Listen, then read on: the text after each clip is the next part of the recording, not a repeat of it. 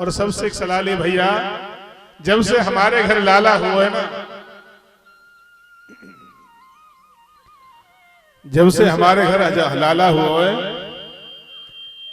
हाँ या लाला दे दो कैमरा, बोले वृंदावन बिहारी लाल की, कन्हैया बैठ जा कन्हैया, हाँ लाला। जब जादिन पे हमारे घर लाया हुए हो, कोई ना कोई राक्षस यहाँ आता रहे, इसलिए हम चाहते हैं कि इस नंदगांव को छोड़ करके हम वृंदावन में बस जाएं। तो सभी नंदगांव वाले वृंदावन में आकर के बस जाते हैं। कंस के भेजा हुआ वतासुर आया, भगवान ने उसका भी उद्धार कर दिया। उसके बाद बकासुर आया, बगले का रूप रख करके आया और एक पैर पर खड़ा रहा। भगवान श्री कृष्ण ने उसका भी उद्धार कर दिया।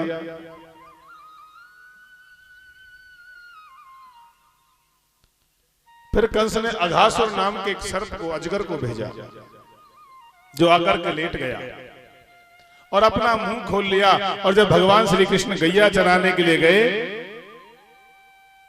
तो ग्वाले कहने लगे, कन्हैया ये ऐसी सुरंग तो हमने गुफा कभी देखी नहीं, कितनी सुंदर और बहुत ठंडी भी है अंदर से, इसमें ही बैठ करके भोजन करेंगे। सभी ग्वाल उसमें बैठ करके भोजन करने के लिए जाते हैं और अजगर अपने जबड़ों को बंद कर लेता है। भगवान श्री कृष्ण ने उसका भी उद्धार कर दिया। आज भगवान श्री कृष्ण ने सभी राक्षसों को उद्धार करके, भगवान श्री कृष्ण का एक मित्र था, क्या नाम था उसका? मधुमंगल। क्या नाम था? मधुमंगल। बेचारा गरीब था, लेकिन भगवान को तो प्रेम की बात सुहा।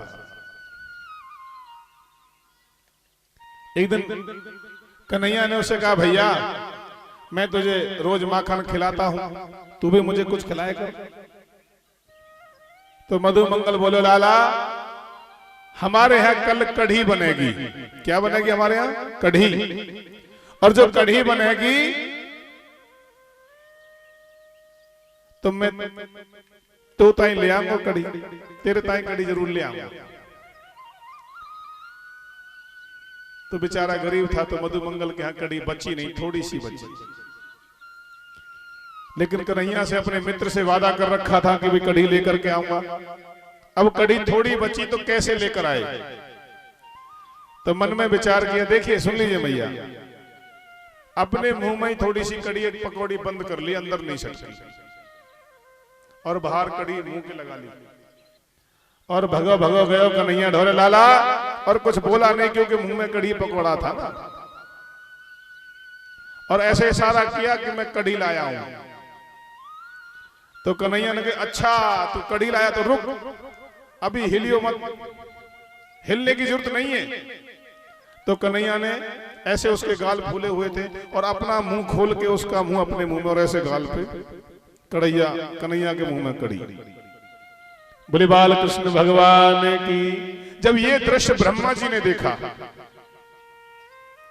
तो ब्रह्मा जी को बड़ा मन में विचार आया कि कैसा भगवान है, कैसे नारायण है।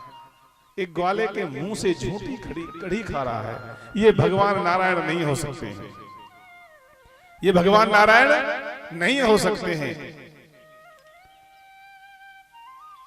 तो ब्रह्मा जी ने मन में विचार किया कि सब कहते हैं कि नारायण है, तो इनकी परीक्षा लेनी चाहिए। आज ब्रह्मा जी ने सभी ग्वाल और गैया सब चुरा लिए। क्या कर लिए? देखिए लीलाएं तो बहुत लंबी हैं। अनंत हरि कथा अनंता। ब्रह्मा जी ने गौ और ग्वाल सब चुरा लिए और ब्रह्मलोक में जाकर के बिठा दिए। तो कन्हैया ने देखा कि ना तो गौ है ना ग्वाल है, तो ठाकुर जी समझ गए कि ब्रह्मा जी ले गए। तो अपने आप में से भगवान श्री कृष्ण ने, कन्हैया ने अपने आप में से ग्वाल और इतने ही गाइया, इतने ही कन्हैया ने, इतने ही गैया, इतने ही बछड़ा और इतने ही ग्वाले अपने आप में से 1 वर्ष तक ऐसा रहा। कितने दिन तक? 1 वर्ष तक। और किसी को पता नहीं चला कि ये असली नहीं है, ये कन्हैया का ही रूप है। एक दिन जब 1 वर्ष हो गया तो दाऊ भैया ने मन में विचार किया, बहुत अजीब बात है, आजकल गाय अपने बछड़ों को बड़ा प्रेम कर रही है, मैया अपने लाला ने बिल्कुल भी ना धमका रही है। और कन्हैया ने पूछी, चौरे लाला ये सब कहाँ चल रहा है? 1 वर्ष तक चलता रहा। तो आज भगवान श्री कृष्ण कहां पहुंच जाते हैं? ब्रह्मलोक में। उधर से ब्रह्मा जी ने सोचा अब तो इतना समय हो गया, देखते हैं क्या हो रहा है। और देखने के लिए जैसे ही ब्रज में आए तो कन्हैया ब्रह्मलोक में ब्रह्मा जी का रूप रख के पहुंच गए। और जाकर के द्वारपालों से कहा, भैया आजकल ब्रह्मा का रूप रख के लोग घूम रहे हैं, कोई आए तो आने मत देना, कोई अंदर आए तो उसे आने मत देना। और जाकर के आसीन हो गए ब्रह्मा जी की गद्दी पर। उधर ब्रह्मा जी ने देखा कि ब्रज में तो धूल उड़ रही है और गैया भी घूम रहे हैं, ग्वाल भी घूम रहे हैं। और दोबारा भाग करके गए ब्रह्मलोक में। तो द्वारपाल रोक दे, कहां जा रहे हो महाराज?